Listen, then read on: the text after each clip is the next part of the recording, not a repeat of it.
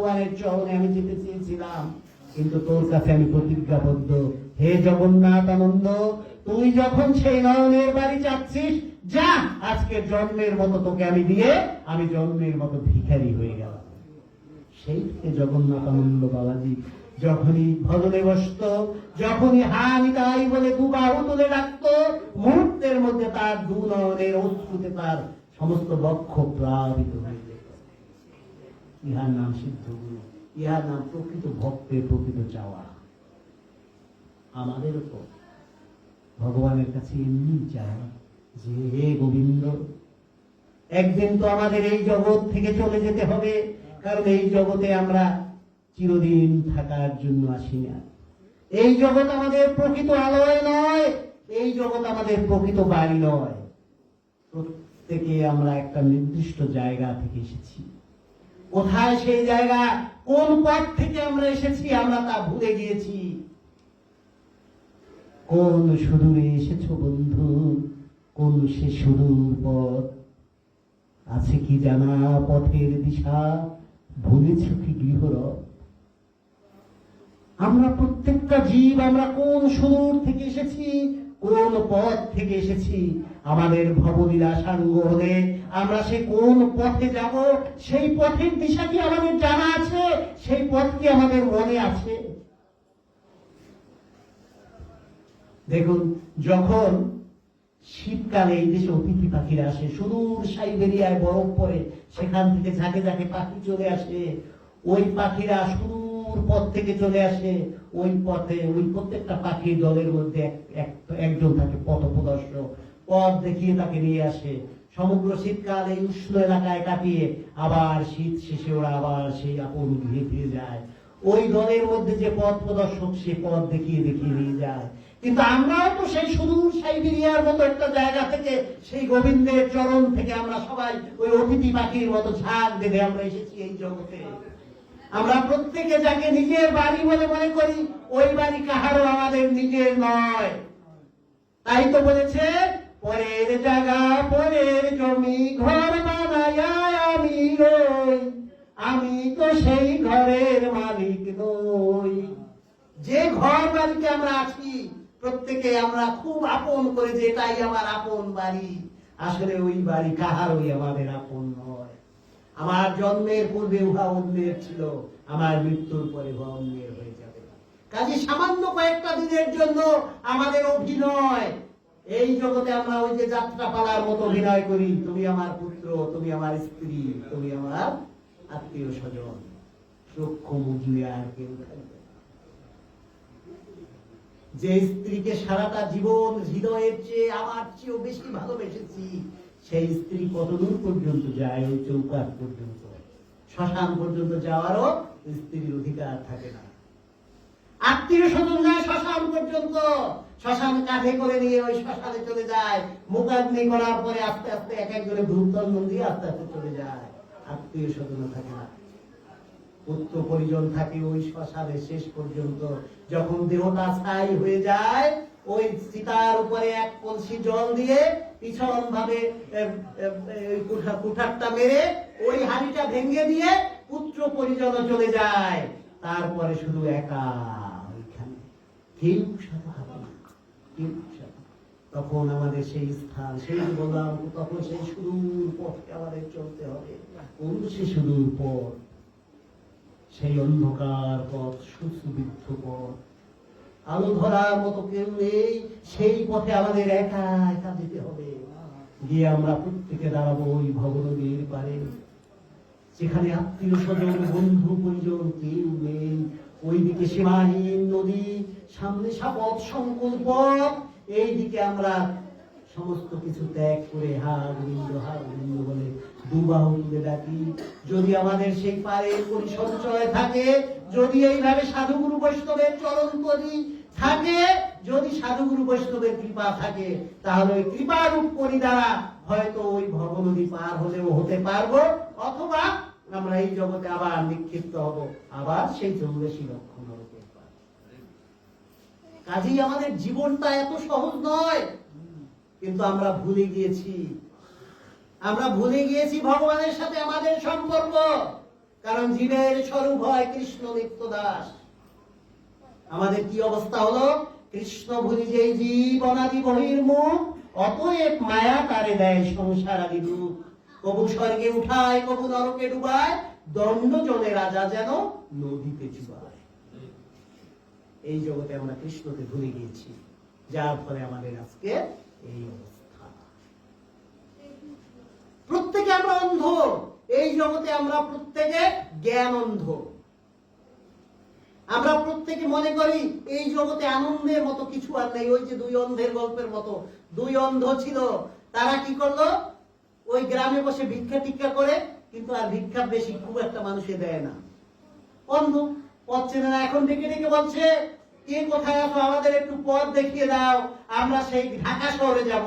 ঢাকা শহরে বড় বড় মানুষ, বড় লোক, হ্যাঁ, তাদের প্রচুর সম্পদ এবং তারা বেশি বেশি ভিক্ষা দেবে, তাদের দয়াও বেশি। সবাই হাসছে, আরে অন্ধ, ঢাকা শহরে তোদেরকে বেশি বেশি ভিক্ষা দেবে, এই তোরা ভাবলি। কিন্তু ওদের মনেও স্থির বিশ্বাস যে ঢাকা শহরে গেলে, ঢাকায় যেহেতু বড় বড় মানুষ, বেশি বেশি অর্থ, আমাদেরকে বেশি বেশি ভিক্ষা দেবে। সবাই ডেকে ডেকে বলছে, কে কোথায় আছো, আমাদেরকে একটু পথ দেখিয়ে দাও, আমরা কোন পথে ঢাকা যাব। দেখুন, বড় বৃক্ষ দেখে পাখি তাহে বাঁধে বাসা, আর বড় বাড়ি দেখে ফকির মনে বড় আশা। ফকির করে কি? বড় বাড়ি দেখলে মনে করে এইখানে মনে হয় অনেক বেশি ভিক্ষা দেবে। কিন্তু অনেক ক্ষেত্রে ওই বড় বাড়ির দুয়ারে থাকে বড় তালা, অথবা দারোয়ান, অথবা বিশাল বিশাল কুকুর। ওই দ্বারের ভিতরেই ঢুকতে পারে না, ওই কুকুরের লড়ান খেয়ে চলে আসে। আর পাখিরা কি করে? বড় বড় বৃক্ষ দেখে মনে করে এই বোধ হয় আমার নিরাপদ আশ্রয়। ওই বড় বৃক্ষে যখন বাসা বাঁধে, কিন্তু কাল বৈশাখীর ঝড় যখন আসে, সর্বপ্রথম ঝড় লাগে ওই উঁচু বৃক্ষটায়, তখন প্রচন্ড ঝড়ে ওই বাসা ভেঙে ছাও কোনা সব ডিম সব ভেঙে নিচে পড়ে যায়। ওই অন্ধ দুটো ওই রকম, তারা সেই ঢাকা শহরের উদ্দেশ্যে ছুটছে। এক সাধু বলছে, কিরে তোরা কোথায় যাবি? বলছে, সাধুকর্তা, আমাদেরকে একটু ঢাকা যাওয়ার পথ দেখিয়ে দিই।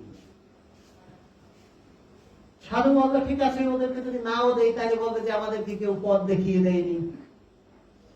সাধু দিল দেখিয়ে ঢাকা শহরে। ঢাকা শহরে কি কাকে চেনে?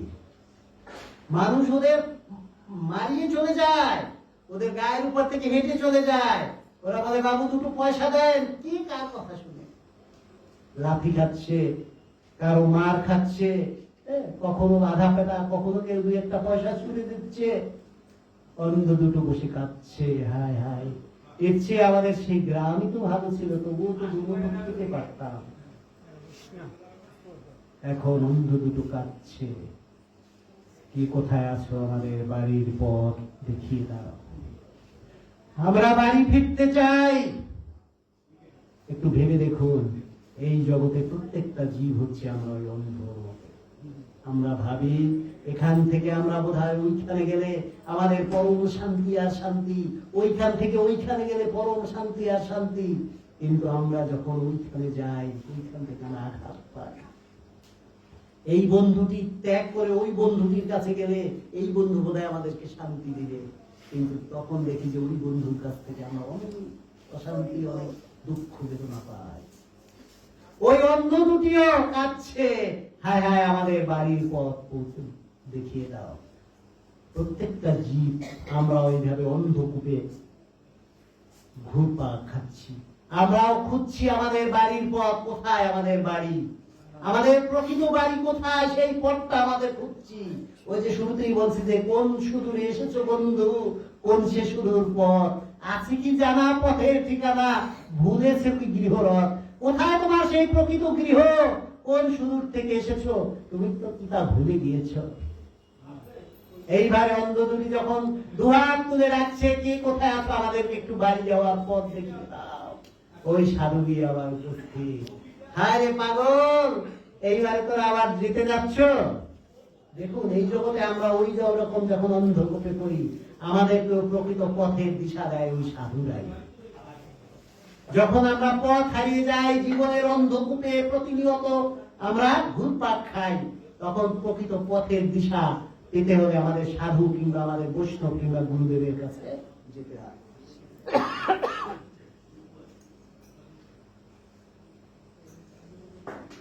এইবারে অন্ধ দুটিকে সাধু বলল যে, হে অন্ধ, তোমাদের যদি বাড়িতে যেতে হয়, তোমরা তো অন্ধ, এইভাবে যদি রাস্তা থেকে হাঁটো, হাঁটতে হাঁটতে হাঁটতে হাঁটতে তোমরা কখন গাড়ি চাপা পড়ে মারা যাবে।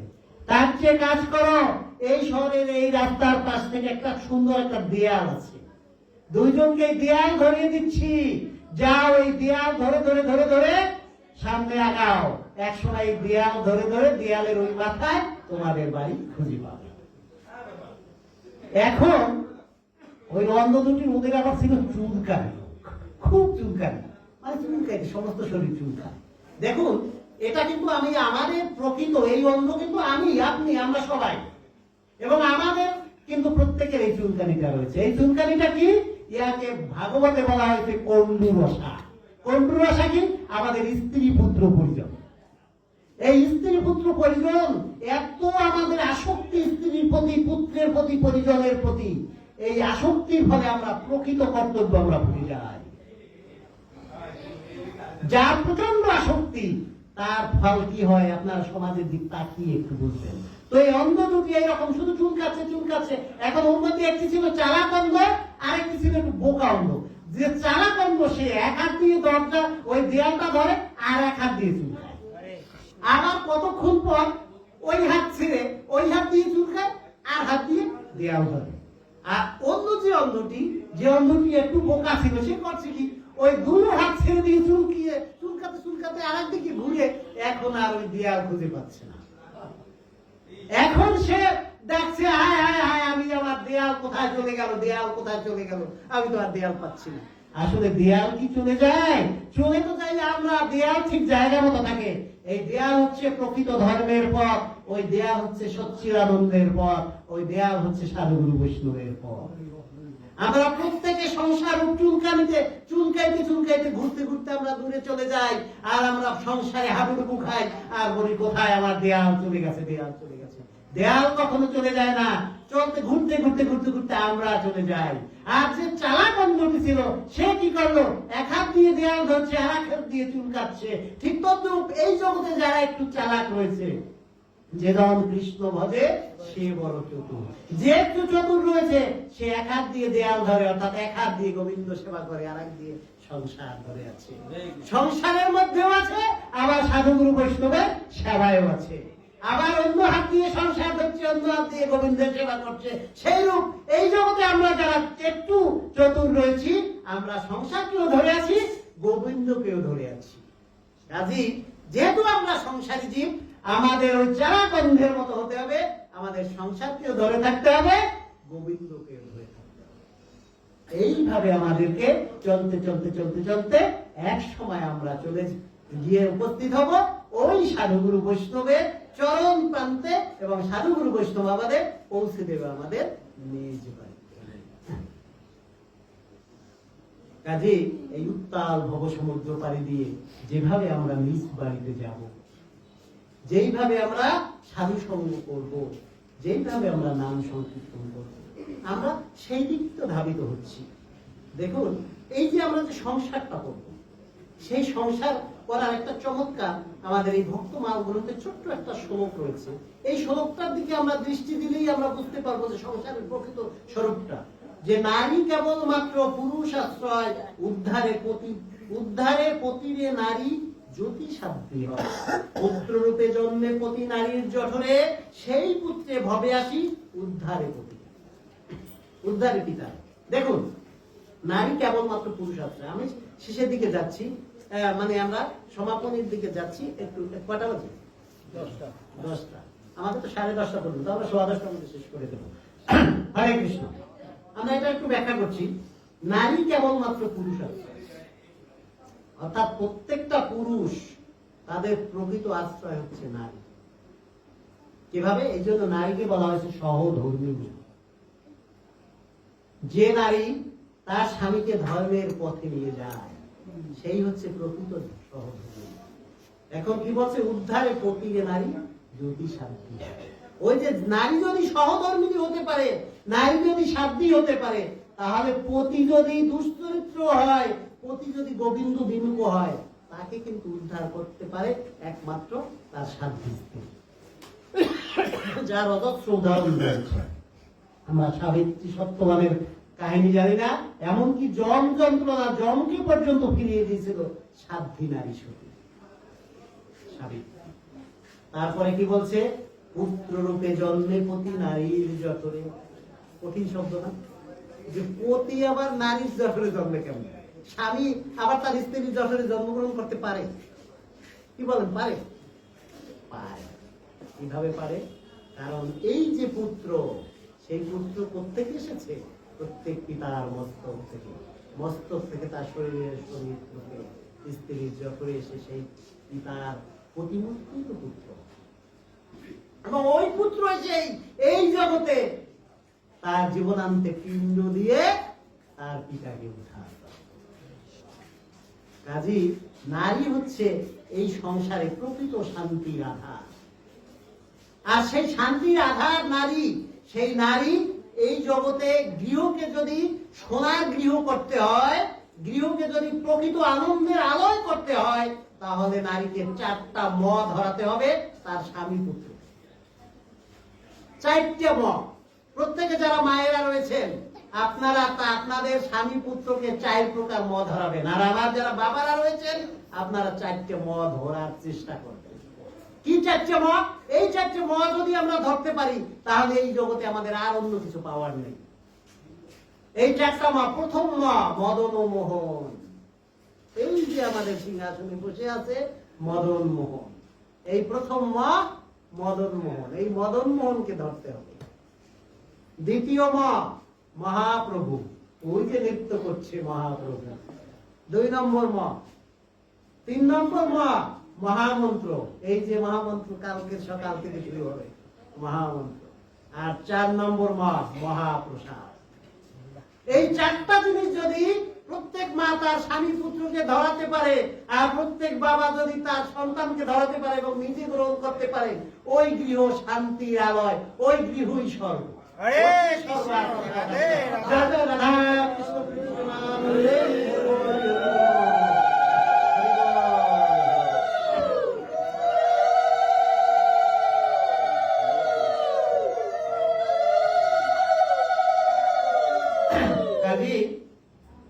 এই 4টা ম ধরে আমরা প্রকৃত ভক্তি জগতে প্রত্যেকে যেন প্রবেশ করতে পারি, এই প্রার্থনায় ভগবানের চরণে আমরা সবাই রাখবো।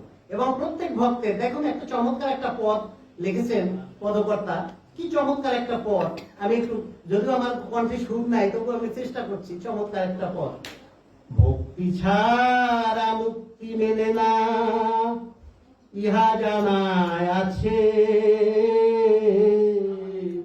ভক্তি যদি পেতে চাও রে মন, তুই যাও না ভক্তের কাছে। ভক্ত সঙ্গে সংকীর্তনে মজাও রে মন, এই ভক্ত ছাড়া মিলবে না সেই প্রেম ভক্তি রতন। সাধু সঙ্গে চলো ফিরো রে মন, এই ভক্ত সঙ্গে থাকো। ভক্ত পদ ধুলি নিয়ে নিজ অঙ্গে মাখো, হারে মন নিজ অঙ্গে মাখো। ভক্তি শূন্য যদুনা কয়, এই ভক্ত পাবার আসে। ভিক্ষাবৃত্তি নিয়ে আমি ঘুরি দেশে দেশে। দেখুন প্রকৃত পক্ষে প্রত্যেকটা ভক্তের এই যে সাধু সঙ্গ, ভক্ত সঙ্গ এবং ভক্তের চরণ ধ্বনি, এই প্রকৃত ভক্তের চরণ ধ্বনি যদি আমরা একবার মস্তকে দিতে পারি, সমগ্র অঙ্গে মাখতে পারি, তাহলেই আমরা গোবিন্দের চরণে পুজতে পারব। হে মন, যদি তুই ভক্ত সঙ্গ করিস, ভ্রমিতে ভ্রমিতে যদি কোনো ভাগ্যবান অধিক, গুরু বৈষ্ণবের কৃপায় পায় ভক্তি লতা বীজ। মালি হয়ে সেই বীজ রোপণ করিবে, শ্রবণ কীর্তন জল তাহে সিঞ্চন করিবে। সাধু সঙ্গ সর্বশাস্ত্রে কর, লব মাত্র সাধু সঙ্গ তার কৃষ্ণ প্রাপ্তি হয়। দেখুন ইংরেজিতে একটা কথা আছে, ইংরেজি শব্দটা এইরকম, এ রুলিং স্টোন গ্যাদার্ড মোর, অর্থাৎ যে পাথর গড়ায় তার গায়ে শ্যাওলা জন্মে না। ঠিক তদ্রূপ যে জীব নিয়মিত সাধু সঙ্গ ভক্ত সঙ্গ করে, এই সংসারের কালিমা শ্যাওলা তার হৃদয়ে কখনোই জন্মে না। তখন তার হৃদয় পরিশুদ্ধ হয়ে সে গোবিন্দের চরণে পৌঁছে যেতে পারে। হরে কৃষ্ণ। আজকে গোবিন্দের চরণে যেন সমস্ত ভক্ত আমরা পৌঁছতে পারি, সেই লক্ষ্যে আমরা একটু রাধা কীর্তন আমরা গাই। রাধা রানী মহারানী কৃপা করুণা, এইভাবে আমরা এই গানটা গাইতে গাইতে আমরা বৃন্দাবনে চলে যাব। নন্দবাবু একটু ধরেন, সবাই মিলে আমরা গাইবো রাধা রানী। এই রাধা কীর্তন আমরা করতে করতে, আর রাধা রানী কৃপা না হলে গোবিন্দের কৃপা হবে না। রাধা রানী।